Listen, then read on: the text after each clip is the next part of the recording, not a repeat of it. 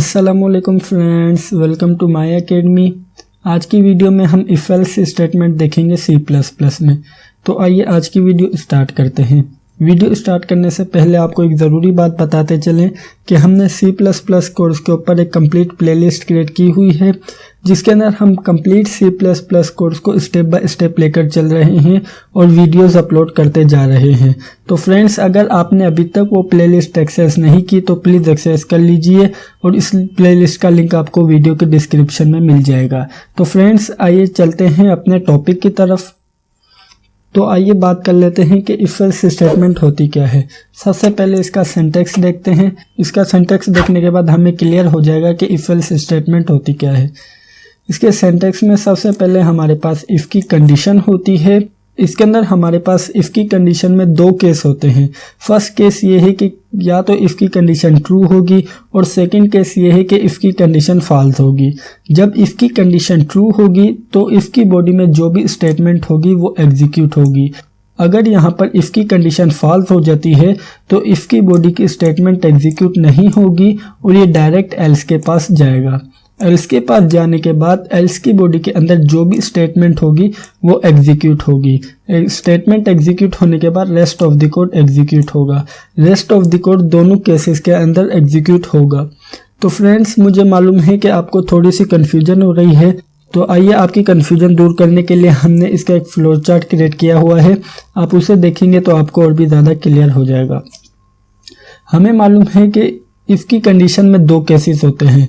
First case होता है true and second case होता है फॉल्स। तो आइए सबसे पहले बात कर लेते हैं ट्रू केस की। जब भी इफ़ की कंडीशन ट्रू होगी तो हमने बात की थी कि इफ़ की बॉडी की स्टेटमेंट एग्जीक्यूट होगी। तो यहाँ पर इफ़ की बॉडी की जो भी स्टेटमेंट होगी वो एग्जीक्यूट होगी। स्टेटमेंट एग्जीक्यूट होने के बाद rest of the code execute होगा। ये हो गया हमारे पास फर्स्ट केस। अब बात कर लेते हैं सेकंड केस की। सेकंड केस में हमारे पास इफ़ की कंडीशन है फॉल्स। इफ़ की कंडीशन जब फॉल्स होगी तो एल्स की बॉडी की स्टेटमेंट एग्जीक्यूट होगी। यहाँ पर इफ़ की बॉडी की स्टेटमेंट एग्जीक्यूट नहीं होगी क्योंकि इफ़ की कंडीशन हमारे पास फॉल्स है। तो इसी वजह से एल्स की बॉडी की स्टेटमेंट एग्जीक्यूट होगी।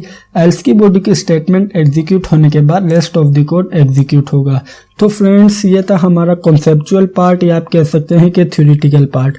अब वक्त आ चुका है इसे डेव C++ पे इम्प्लीमेंट करने का। तो आइए चलते हैं अपनी डेव C++ में और इसे इम्प्लीमेंट करते हैं। तो अब हम आ गए हैं अपनी डेव C++ में। तो आइए सबसे पहला काम ये करते हैं कि एक इंटीजर वेरिएबल इनिशियलाइज करवाते हैं। हमने वेरिएबल को नेम दिया है a। अब हम चाहते हैं कि जब भी यूज़र न वैल्यू इंटर करे तो वो वैल्यू इस वेरिएबल के अंदर स्टोर हो। तो इसके लिए हम सिंपल टाइप करते हैं cout इंटर नंबर। ये हम मैसेज डिस्प्ले करवाना चाहते हैं यूज़र को कि यहाँ पर नंबर इंटर करें। उसके बाद हमें मालूम है कि हम इनपुट के लिए इन का फंक्शन यूज़ करते हैं। ये हमने अपनी प्रीवियस वीडियोस में देखा हुआ है। तो हमने टाइप किया है CIN। अब वक्त आ चुका है इफ एल्स की स्टेटमेंट यूज़ करने का। तो इसके लिए सबसे पहले हमने टाइप किया है इफ़। उसके बाद हम कंडीशन देते हैं कि a वेरिएबल की जो भी वैल्यू हो, या आप कह सकते हैं कि जो भी यूज़र वैल्यू इंटर करे अगर वो ग्रेटर देन हो 34 के, तो स्टेटमेंट एग्जीक्यूट हो cout this is if statement. उसके बाद हम टाइप करते हैं एंड। अगर ये कंडीशन फॉल्स हो जाती है तो ये जाए एल्स के पास। एल्स के पास जाने के बाद ये स्टेटमेंट एग्जीक्यूट करे this is else statement.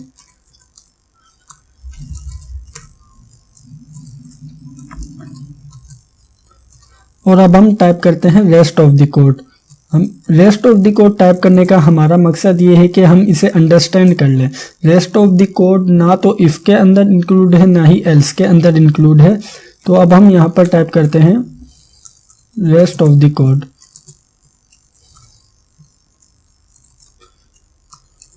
Compile करके रन करने से पहले इसे अंडरस्टैंड करना बहुत ज़रूरी है कि हमने क्या क्या कोड क्यों टाइप किया है।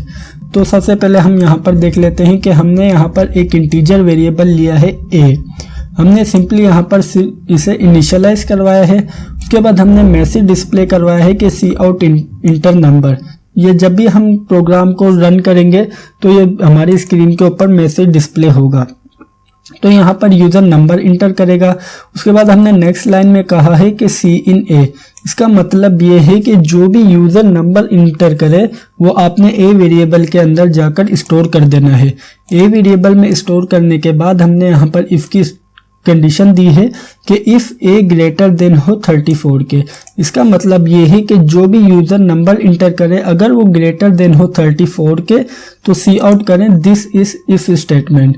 अगर यहाँ पर ये कंडीशन फॉल्स हो जाती है तो ये स्टेटमेंट एग्जीक्यूट नहीं होगी और ये जंप करके चला जाएगा सीधा एल्स के पास। एल्स के पास जाने के बाद हमने यहाँ पर एल्स की बॉडी में स्टेटमेंट टाइप की है कि दिस इज एल्स स्टेटमेंट। जब भी एल्स के पास आएगा तो ये स्टेटमेंट को ये एग्जीक्यूट कर देगा और उसके बाद rest of the code execute होगा। अब इसे कंपाइल करके रन कर लेते हैं और यहाँ पर नंबर इंटर करते हैं 23। जैसे ही हमने यहाँ पर नंबर इंटर किया तो हमारे पास मैसेज डिस्प्ले हो रहा है दिस इज एल्स स्टेटमेंट। इसका मतलब ये है कि हमारे पास इसकी कंडीशन यहाँ पर सेटिस्फाई नहीं हो रही, या आप कह सकते हैं कि इसकी कंडीशन फॉल्स हो रही है। तो हमने बात की थी कि जब भी इसकी कंडीशन फॉल्स होगी तो ये एल्स के पास जंप कर जाएगा और एल्स की बॉडी में जो भी स्टेटमेंट होगी वो एग्जीक्यूट करेगा। तो हमारे पास यहाँ पर एल्स की बॉडी में स्टेटमेंट है दिस इज एल्स स्टेटमेंट। तो इसी वजह से हमारे पास यहाँ पर डिस्प्ले हो रहा है दिस इज एल्स स्टेटमेंट और उसके बाद डिस्प्ले हो रहा है रेस्ट ऑफ द कोड।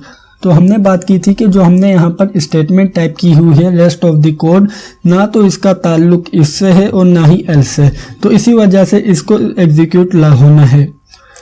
अब हम यहाँ पर सेकंड केस देख लेते हैं। सेकंड केस में हम यहाँ पर नंबर इंटर करते हैं 45। जैसे ही हमने इंटर प्रेस किया तो हमारे पास यहाँ पर स्टेटमेंट एग्जीक्यूट हो रही है दिस इज इफ स्टेटमेंट। तो आइए समझ लेते हैं।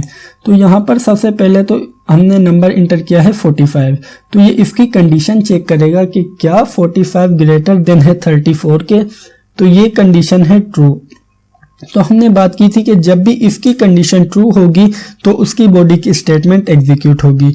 तो इसी वजह से यहाँ पर स्टेटमेंट एग्जीक्यूट हो रही है दिस इज इफ स्टेटमेंट। ये स्टेटमेंट एग्जीक्यूट होने के बाद ये एल्स को स्किप कर रहा है, या आप कह सकते हैं कि इग्नोर कर रहा है। एल्स को इग्नोर करने के बाद ये स्टेटमेंट एग्जीक्यूट कर रहा है रेस्ट ऑफ द कोड। तो फ्रेंड्स इस तरीके से हमारा इफ एल्स वर्क करता है। तो फ्रेंड्स मुझे उम्मीद है कि आपको ये वीडियो अच्छी लगी होगी और समझ आई होगी। अगर वीडियो अच्छी लगी है तो लाइक लाजमी कीजिएगा, और अगर आपने अभी तक चैनल को सब्सक्राइब नहीं किया तो सबसे पहले सब्सक्राइब कर लीजिए और बेल के आइकन पर लाजमी क्लिक कीजिएगा। Thank you for watching this video friends, bye bye.